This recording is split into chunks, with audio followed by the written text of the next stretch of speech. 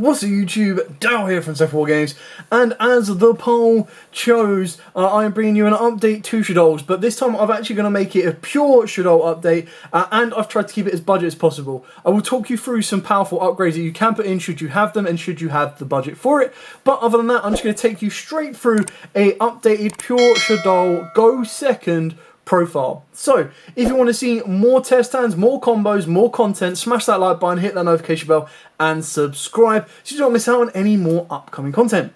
With all of that out of the way, let's dive headfirst into the updated pure Shaddoll deck profile. Now, we start off with triple Shaddoll Wendy. This is probably your best Shaddoll monster coming directly out of the Shaddoll structure deck. Incredibly powerful. Its flip effect, you special summon a Shaddoll monster from your deck in face up or face down defense position except itself.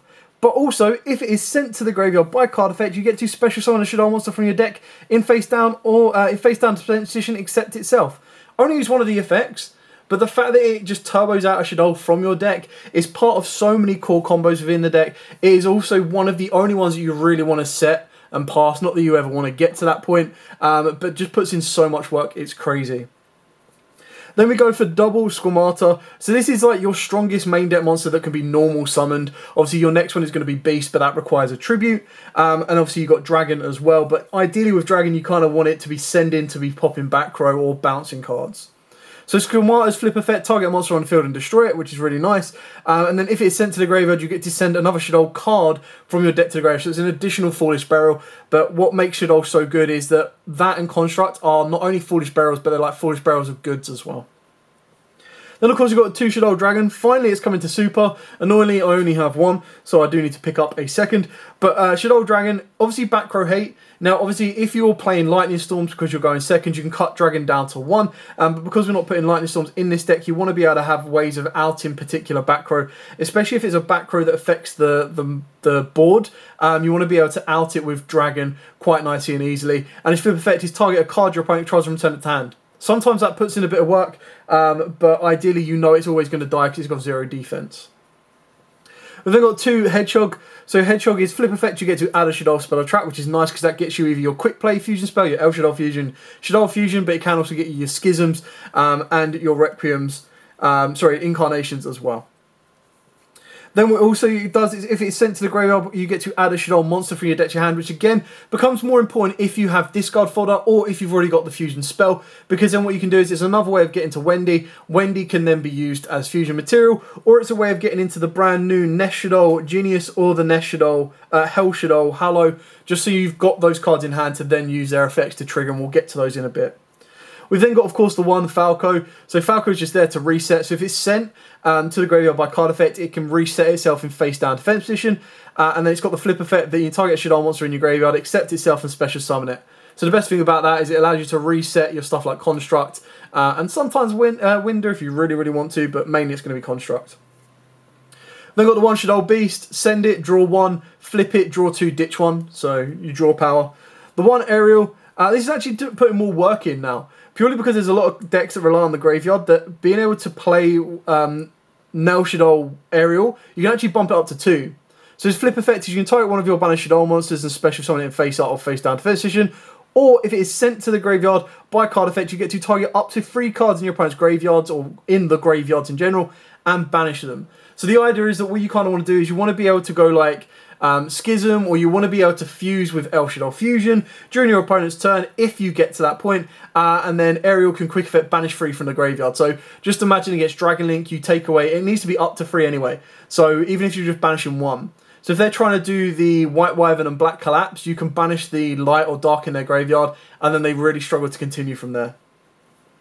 Then we've got 1 of each of the brand new cards. We've got the 1 Hell Shaddoll and the 1 Nest Shaddoll. So in my opinion, if this was a lower level, this would be insane. But because it's a level 9, it really does make it harder to get out of your hand. It does give you another boss monster in the deck, which is also really nice. But its flip effect is probably its better attribute of the 2. So flip, target 1 face-up monster your opponent controls. send a Shaddoll monster with the same attribute from your extra deck to the graveyard, and if you do, banish that monster. So what's really cool about it is it's a shame that it targets, but what's really cool about it is it can end up sending Winder, which will get you a Shaddoll card back from the graveyard, or you end up sending Apkline, and Apkline will then let you search out a Shaddoll spell or trap, so it gives you a bit more consistency. The only way you're getting this on the board is if you trigger it off of Winder, and then by not Winder, sorry, Wendy, and then by doing so, you then need to be able to send the trap to flip it to get that effect off. So you're going a lot out of your way just to get that flip effect. So probably what you're going to be using more times than not is its send effect. So if it's quite sent to the graveyard, you can send cards from the top of your deck to the graveyard equal to the number of different original attributes among the monsters on the field.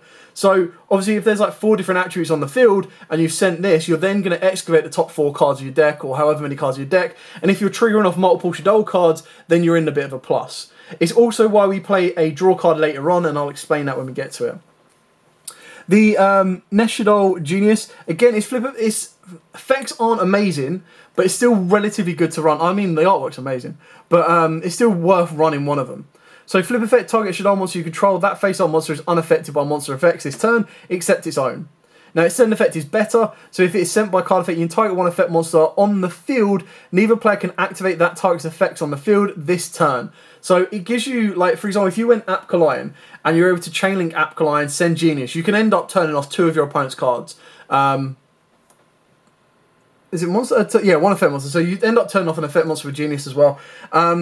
Again, it's a shame because it targets, so you can't bypass card effects that don't target. But that's obviously when Apkline comes in and you want to protect your cards as best as possible. And Genius being able to turn off a card. So like, for example, if your opponent's got an Appaloosa, you're going to bait out the Appaloosa, or you're going to be able to, if you can chain block Genius or anything like that, you're then able to turn that off, or turn off any other cards that you might be facing that will giving you an issue.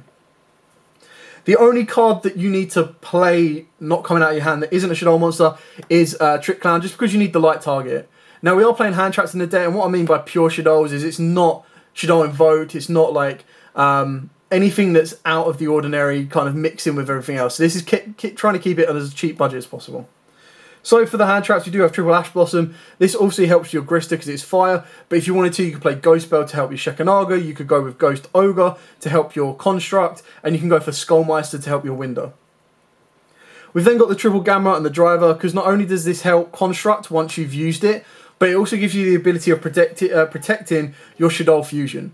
And your Shaddoll Fusion, because we're going second, is your most important card, because the idea is that your opponent goes first, builds up their board. We don't really want to try and use Evenly Matched or Dark Rule no more, because we don't really want to turn our opponent's board off. We want to be able to OTK them.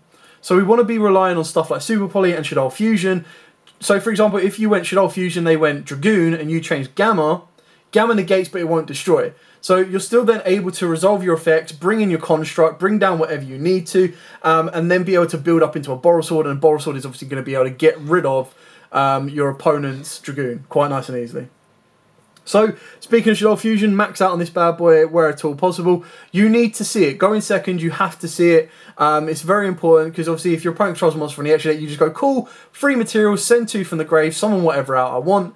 Now, obviously, if you're going for Apkline, you're going to be able to turn off effects, and then whatever you're sending to the graveyard protects Apkline to be able to use its effect, and be able to pretty much not be stopped in what it's doing. So you've got to be very, very careful with what you're sending. But on top of that, if you're sending like a Nest Shaddoll, Hell Shaddoll, or even Wendy, you're then getting a summon, you're getting more board presence. Once you've turned something off with Apkline, you're then linking away, you're then going to do even more effects, and you're just going to build and build and build from there. 2 El Shaddoll Fusion, obviously quick play, so it puts in a lot of work. Should your opponent not activate a spell speed, like a counter trap or anything like that, you can chain your El Shaddoll Fusion, move your monster out of the way. And it's always quite nice that if you end up facing Dark Rule no more, and they go Dark Rule no more on your Wender, or and that kind of turns it off, you then go, okay, fine, let them try and get into a place of where they feel they're safe, flip El Shaddoll Fusion, turn it into Winder, and then you're going to be able to get your effects back, because then you'll send the Winder to the graveyard, get the effect to add back this, or your Shaddoll Fusion for your next turn, and then you've already bring out a brand new Winder that your opponent's not going to be able to stop. For the other fusion spells, we do play double Super Poly. You can bump this to 3 if you want. You're obviously not going to get the effect off of the discard, but what Super Poly does do is, because all your Shaddolls are just like Shaddoll plus an attribute, you pretty much cover every aspect.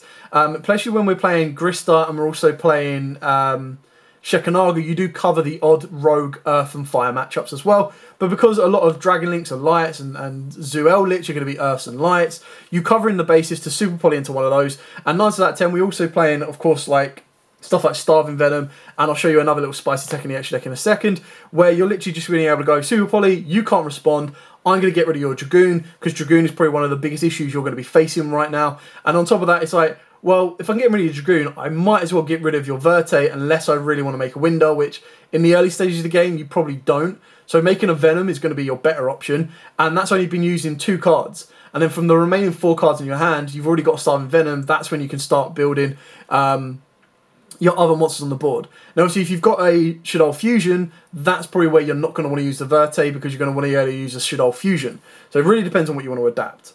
Now, if you want it to be really, really spicy, another fusion spell you could play in here is Mass Change 2, because you can put a Dark Claw in the graveyard, and I just think it's kind of funny if you end up with a Winder and a Dark Claw, because it's like, cool, not only can you not special summon, but if you add, I'm going to banish it, and anything you send from the field to the grave is going to get banished as well.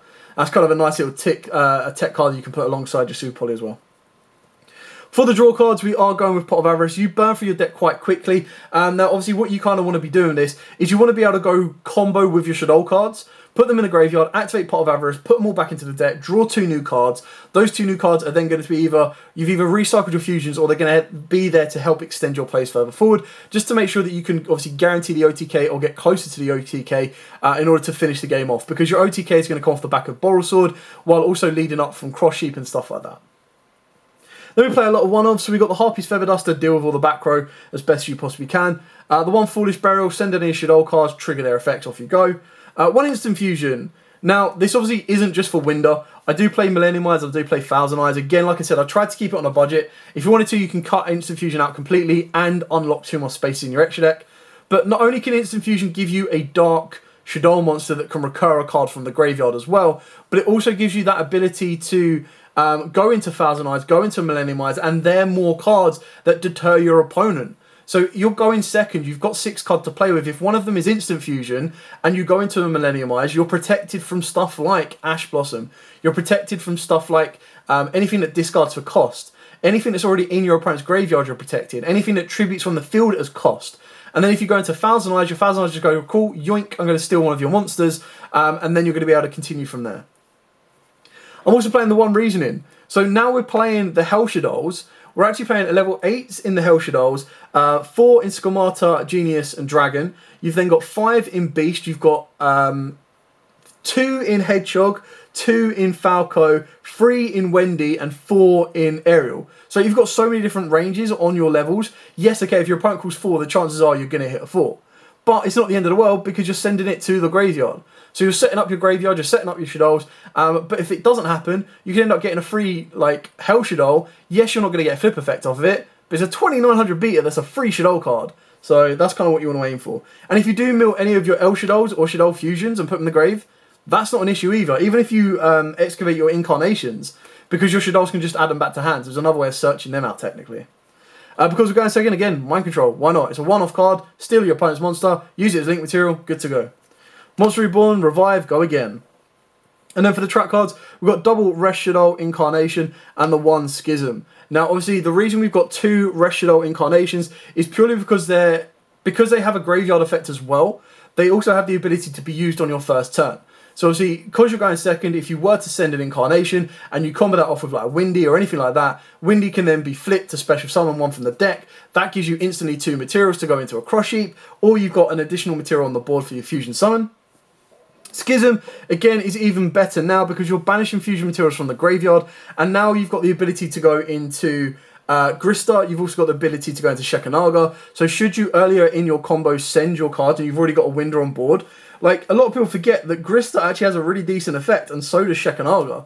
So being able to back your Winder up with one of those 2 cards can be very, very invaluable. So that's it for the main deck. Let's move on to the extra deck and I'll show you how it rolls. So like I said, I've tried to keep it as pure as I possibly can. There are a couple of cards that if you want to compete, you do need to be putting in here, which is why I've done so. So we've got double Construct. Quite straightforward and simple on this one. Construct is Bay. She is the one that gets you going. She is the one that is 2800 beta that will destroy any card it attacks that is special summoned. It allows you to get over big beta cards that aren't protected, obviously. Then, of course, we've got ourselves a double Winder. Now, obviously, Winder is, again, she is Bae. She gets you going. Don't read too much into that. But Winder is your go-to defense card. So if you've not been able to OTK, you make a Winder, you lock your opponent down. And like I said in the previous example, if your opponent's like, right, okay, they've made a Winder, I'm going to Dark Ruler it, or I'm going to Droplet it, and they think they're safe, that's when you can start using your El Shaddoll, or of course your Schisms, straight away make a second Winder, and that's why you play 2. The other card that we play 2 of is, of course, Apkline. Again, like the other two, she is Bae. She puts in so much work, it's crazy. The only downside with this is it requires 2 Shaddoll monsters with different attributes, which is fine. It just means it can't be used as a super polymer target unless you're playing a Shaddoll mirror. So she puts in a lot of work, and she is the one that if she's sent, for example, sent off of Hell Shaddoll, she's the better one to get your search unless you're trying to recur a resource from the graveyard. Then for the final Shaddoll monsters themselves, we are playing the one Grista and the one Shekanaga. So as a quick recurrence of what they actually do, so of course requires a Shaddoll and a fire, and this requires a Shaddoll and an earth. But Grista gives you the ability that quick effect you can negate the summon, quick effect you can negate the summon, and if you do destroy that monster, then send one Shaddoll card from your hand to the graveyard. So while you have a Shaddoll card in your hand, so you've got to be able to do that, and when your opponent would special summon a monster or monsters. So Pendulum summons, goodbye. Special summon a monster, goodbye. Grista helps you out. Shekanaga is when a special summoned monster activates its effect while you have a Shaddoll card in your hand. Quick effect, negate the activation, destroy that monster, and then send a Shaddoll card from your hand to the graveyard. And it is a 3k Butte. She puts in so much work, and it's worth playing 1s and 1s. You can play Anantilus, but right now Anantilus doesn't really have as much effectiveness in the meta matchups. Then we'll go over the Super Poly targets. So the Super Poly targets, of course, Starving Venom Fusion Dragon, Mud Dragon of the Swamp, and a spicy one just for Dragon Link is, of course, your Borreload Furious Dragon. Now, for those of you who don't know what Borreload Furious Dragon does, it requires 2 Dark Dragon monsters specifically, but it has a quick effect. Target 1 monster you control and 1 card your opponent controls. Destroy them.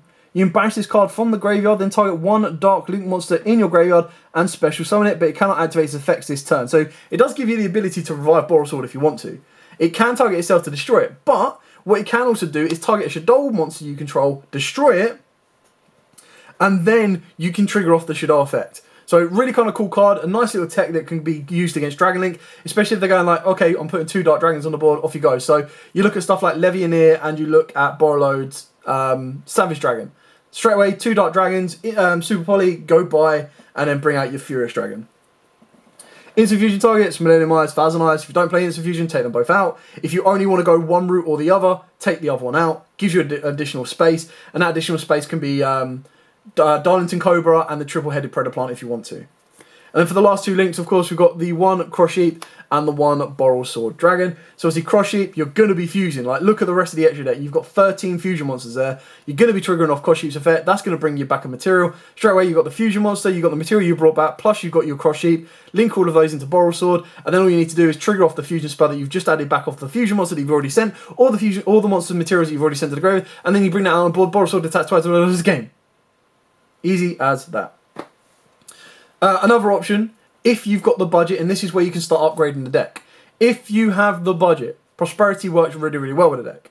If you have the budget, you can put in Selene and Access Code. The reason that is so good is you can go Cross Sheep, Fusion Summon. Cross Sheep brings back one of the materials, which as long as it's a spellcaster, which all of the Shaddolls are, you're good to go.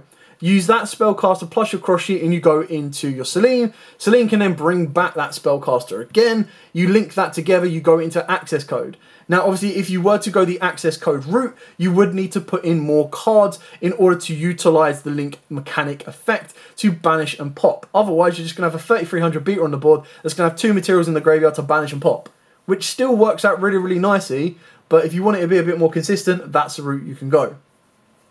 Still a cool deck, really, really love Shaddolls. Try to use as much from a structure deck as possible. Try to keep it as cheap as possible. I think the most expensive card in this entire deck and extra deck is Schism. I know Millennium Eyes has gone up in price, but that's where, of course, you can go into your Thousand Eyes.